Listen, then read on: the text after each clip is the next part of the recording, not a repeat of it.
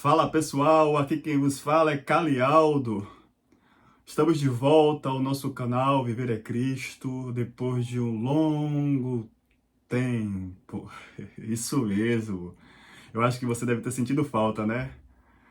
Demos continuidade à nossa série que a gente iniciou no YouTube, que era a Bíblia do céu, mas não caiu do céu, devido às demandas, né? Devido à correria e também devido às vezes a gente dá uma desanimada mesmo, faz parte da vida, faz parte da caminhada, principalmente quando a gente não, o conteúdo às vezes não é entregue como a gente deseja e tal, né?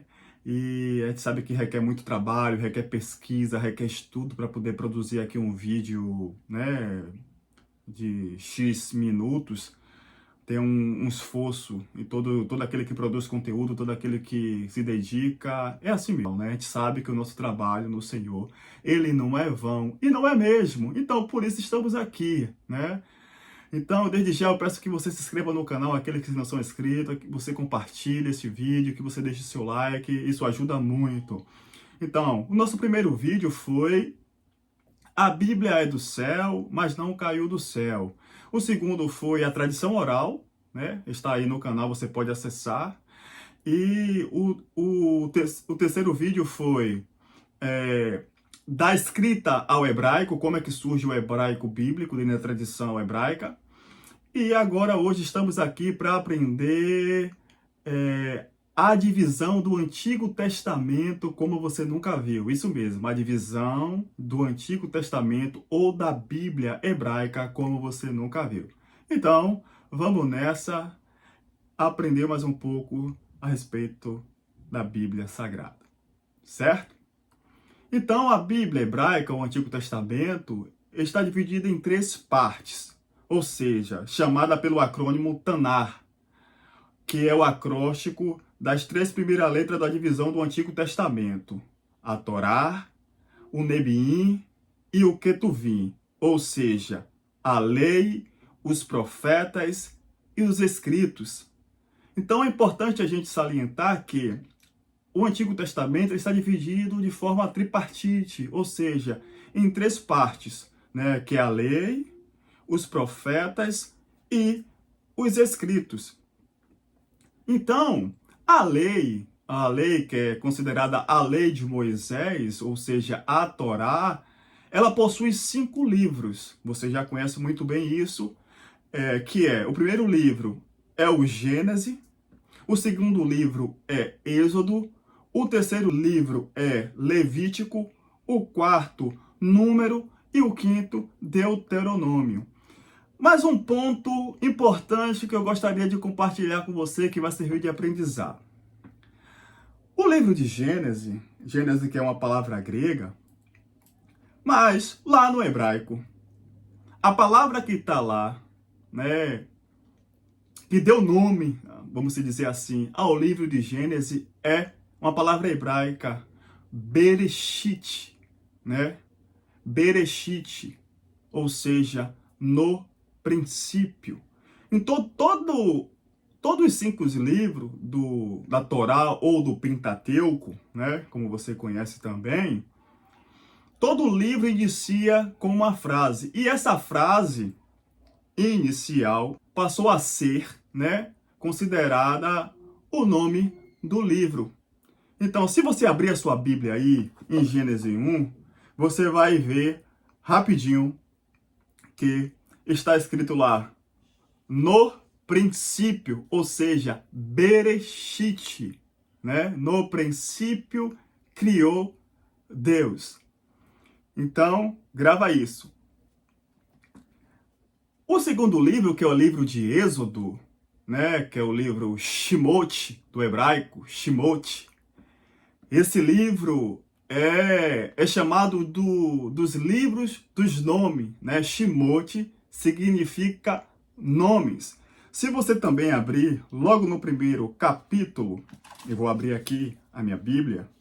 Se você abrir a sua Bíblia aí no primeiro capítulo de Êxodo, versículo 1, capítulo 1, versículo 1, você vai ver que a palavra inicial lá de Êxodo é os nomes, que diz assim: Êxodo capítulo 1, versículo 1. São estes, pois, os nomes dos filhos de Israel que entraram com Jacó no Egito, cada um com a sua respectiva família. Então você percebe que há uma particularidade que a gente deve começar a observar no início de cada livro que origina, né, esse nome desses livros. O livro também de Levítico, que é o livro do hebraico, né, Vaikra, Levítico do hebraico é Vaikra, né, que significa ele chamou, ele quem. E se você abrir a sua Bíblia e fazer esse exercício, né, crente tem que abrir a Bíblia, né? Crente que não abre a Bíblia, sei não, viu? Abra a Bíblia e leia ela também. Se você abrir a sua Bíblia aí no livro de Levítico também, no capítulo 1 e no versículo 1, você vai ver que diz assim: da tenda do encontro o Senhor chamou Moisés e lhe ordenou. Ou seja, Vaikra, ele chamou. Quem chamou? O Senhor chamou a quem? A Moisés. Então você está entendendo, está compreendendo essa particularidade do Antigo Testamento e da lei, né? Dos 5 primeiros livros da Bíblia. Então, o livro de Números também segue na mesma linha, né? O livro de Números, no hebraico, é Bamidbar, que significa no deserto. Vamos abrir a Bíblia novamente para você entender e compreender melhor. Então, Números, Bamidbar, diz assim no capítulo 1: o Senhor falou na tenda do encontro no deserto do Sinai. Então, Bamidbar, no deserto, né? O Senhor falou a Moisés na tenda do encontro no deserto do Sinai. Ou seja, Bamidbar, no deserto, né? E da mesma forma, Deuteronômio, o livro de Deuteronômio, que é o último livro da lei de Moisés, né? O quinto livro que compõe esse bloco escriturístico, é o livro Devarim, ou seja, discurso. E se você abrir na sua Bíblia, eu estou usando aqui a NVI, né? Mas não sei qual é a sua versão, está escrito lá assim, em Devarim: estas são as palavras ditas por Moisés a todo Israel no deserto. Ou seja, estas são as palavras ditas. Devarim é discurso, né? Um discurso falado por Moisés ao povo a respeito de Deus, ordenado por Deus. Então, você vê como é importante a gente compreender como é que se origina, né, cada nome do livro do Antigo Testamento, principalmente a lei de Moisés tem essa particularidade, tem essas especificidades, nos ajuda muito a compreender um pouco do que é esse livro, do que é o corpo deste livro. Então, esta foi a lei de Moisés que eu acabei de mencionar. Já os nebiins, que são os profetas, eles estão divididos em duas partes. Esta divisão, ao que eu estou falando, é a divisão da Bíblia hebraica. Está baseado na versão da Sturtigatência, na Bíblia hebraica. Então, o conteúdo da Bíblia hebraica é o mesmo da Bíblia evangélica ou protestante. Porém, existe alguma diferença na sua divisão de textos, né? Existe na Bíblia hebraica alguns textos que estão junto com outros, alguns livros que estão em uma unidade literária e assim por diante. Já na Bíblia protestante ou evangélica, esses livros às vezes estão divididos. Mas na Bíblia hebraica não, alguns deles estão juntos, também por questões de unidade literária, mas também por causa de material, porque naquela época o material era bastante escasso, né? Seja, os papiros, né? Os pergaminhos, eram materiais muito caros, principalmente os pergaminhos, né? Era ter um material para escrever antigamente era muito complicado e muito caro. Então, colocar um livro junto de outro, fazer blocos, unidades, era bem comum também. Mas não altere nada o conteúdo. Então, os nebiins, que são os profetas, eles estão divididos em duas partes. São os profetas anteriores e os profetas posteriores. Como é isso, Cali? Eu nunca vi falar sobre isso. Você está vendo hoje. Então, anote aí. Os profetas anteriores são Josué, Juízes, Samuel, né? Samuel, porque Samuel, na Bíblia hebraica, ele é uma unidade, né? Primeiro e Samuel são apenas um livro, está no mesmo bloco. Então, Samuel, 1 de Samuel 1, Samuel 2, e 1 Reis, né? E 2 Reis também, que são uma unidade literária. Mas por que Josué, Juízes, Samuel e Reis são considerados profetas anteriores, Calê? Vou te explicar agora. Então perceba que há uma presença profética nestes livros. Essas pessoas, que eu mencionei, não tiveram livros em seu nome, né? Esses profetas anteriores não tiveram os livros no seu nome, né? Mas dentro desses livros, né, que eu acabei de mencionar, dentro do livro de Josué, do livro de Juízes, do livro de Samuel, né, do livro de 1 Reis, 2 Reis, existe uma presença profética, existe uma atividade profética. Por isso, a tradição hebraica considera esses livros, né, como livros de profetas anteriores, né? Então, por isso, porque existe dentro do livro de Josué e dentro do livro de Juízes e do livro de Samuel e também no livro de Reis, uma presença profética, uma atividade profética exercendo o juízo de Deus, né, sendo boca de Deus para falar com o povo. E aí a gente pode citar o profeta Natan, o profeta Samuel também, né? E vários outros profetas que estão dentro desse livro. O profeta Elias, né, que não tiveram o livro em seu nome. O profeta Eliseu, né, que também não teve livro em seu nome, mas por isso esses livros são considerados profetas anteriores. E os profetas posteriores são o que vocês conhecem, né? Que vocês conhecem, que são Isaías, Jeremias, Ezequiel e o livro dos 12, né? Então a Bíblia vai estar dividida assim.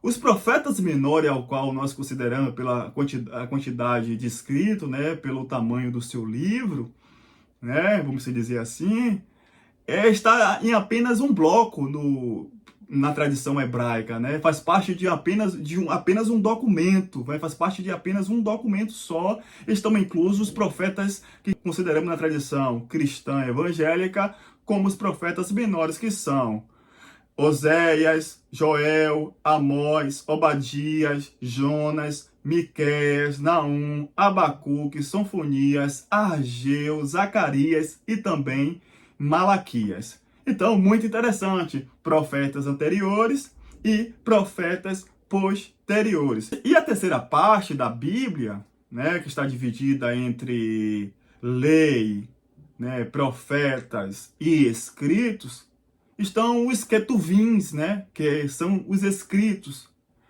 Os escritos, eles possuem 12 livros, que são eles: Salmos, Jó, Provérbios, Rute, Cântico dos Cânticos, Eclesiastes, Lamentações, Esther, Daniel, 1 e 2 Esdras, Neemias, 1 e 2 Crônicas. Esses livros fazem parte né, dos escritos, né? Então, você percebe aqui que há uma coisa interessante. Crônicas faz parte também de um bloco, né, de livros literários, ou seja, primeiro Crônicas, segundo Crônicas estão unidos em um só livro. E você percebe que dentro dos escritos está também a presença de Daniel, né? Daniel já não está inserido, melhor dizendo, Daniel não está inserido na parte dos profetas, né, dos profetas anteriores ou posteriores. Daniel está inserido na parte dos escritos, ou histórico, como a gente considera, né?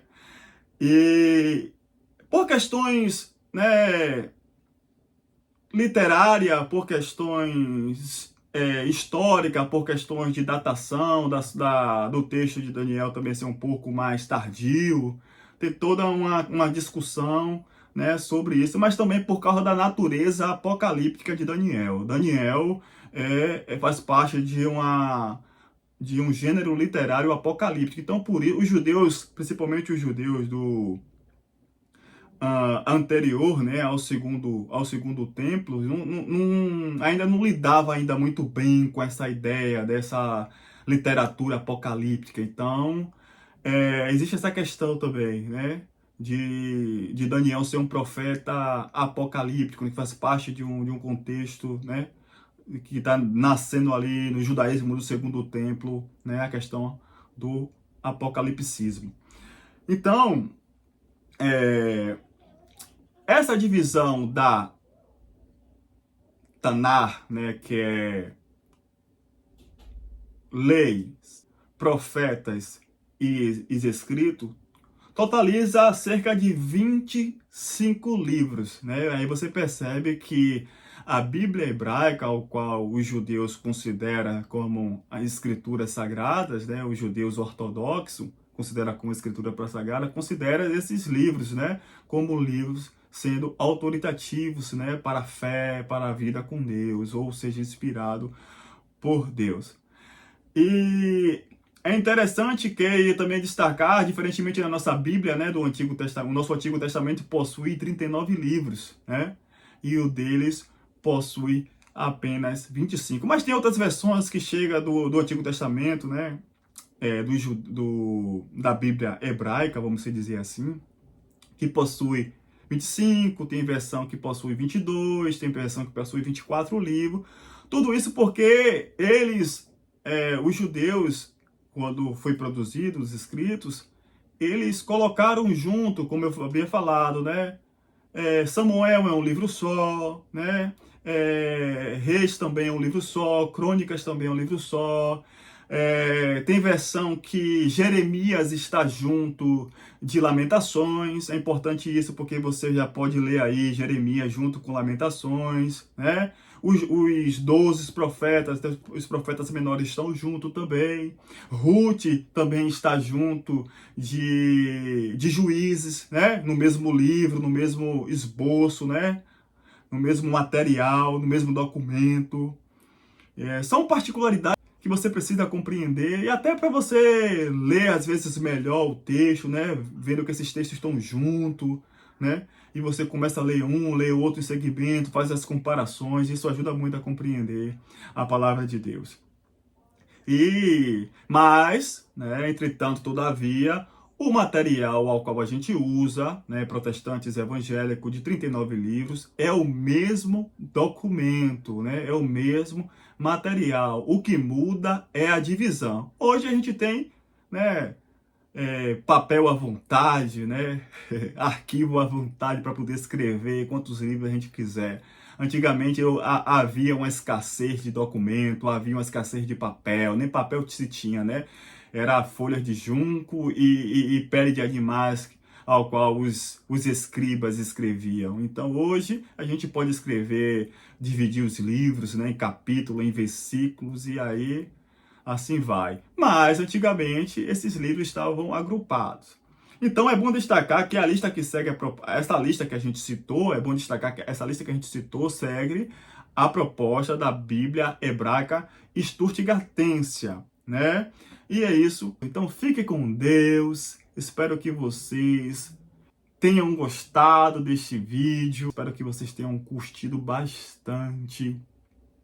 Que vocês tenham aprendido, porque esse é o nosso objetivo. Se ficou alguma dúvida, você pode deixar aí nos comentários, que depois a gente pode gravar outro vídeo explicando alguma coisa que não ficou muito claro, mas eu espero que a gente possa ter ajudado vocês. Fiquem com Deus, Deus abençoe vocês e até a próxima, se Deus quiser.